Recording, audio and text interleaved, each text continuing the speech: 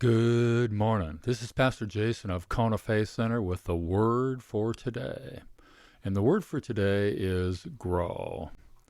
I love the word in Thessalonians. It says, walk worthy, please God, grow more and more. A little bit later, it says, grow more and more in love. Grow more and more. What a great concept. The wisest man that ever lived, at least according to God, said that there is no end to learning, there's no end to wisdom, that man will never come to the place where he completely gets it, where he completely understands God, where he completely understands God's ways, where maybe he even completely understands life, man's life. So there's two options here. Option number one, become discouraged and give up knowing that it is impossible to arrive. Option number two, acknowledge that growing is a lifestyle. It's a lifelong pursuit. The advantage to the second option is that the pursuit of growth then becomes something that is immensely enjoyable. I enjoy learning. That's why we go to school, is to learn how to learn, because learning is supposed to be a lifelong pursuit. I especially enjoy learning about God, about God's ways, about God's thinking, about what God's doing.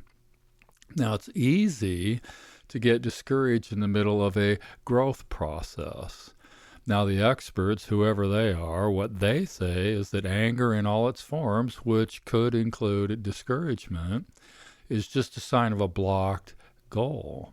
So we have to be careful here not to set goals that are unrealistic or unattainable. Walk worthy can be a daunting goal.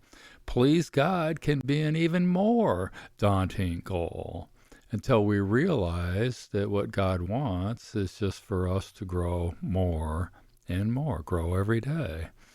When we realize that God's right there in the midst of that process, enabling, empowering, assisting us to do the very thing he wants us to do, and when we realize that the Word tells us that God enjoys this process, it tells us that then we're supposed to enjoy the process along with him. So the goal in life is just grow. It's not arrive, it's just grow. And if it is the goal in life to grow, then all of his commands become an adventure. All of his commands become a partnership.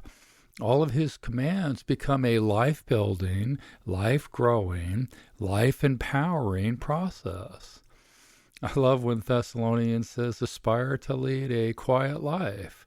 It doesn't say this, but it implies the only way to do that is in him, with him, by him, empowered by him.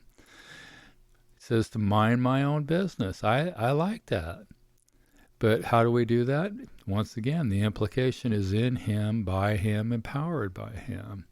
And then he says work. This is one of my core convictions, is that every man should work and enjoy the work process, enjoy growing, enjoy building with him. Once again, the wisest man that ever lived said that the end of a thing is better than the beginning of a thing. That's important to know that, but it's more important to know that it's in the in-betweens, in between the beginning and the end, where the real relationship building happens, where the real growth takes place. The word for today is grow. Get out there and grow more and more today. God bless you. Check in tomorrow.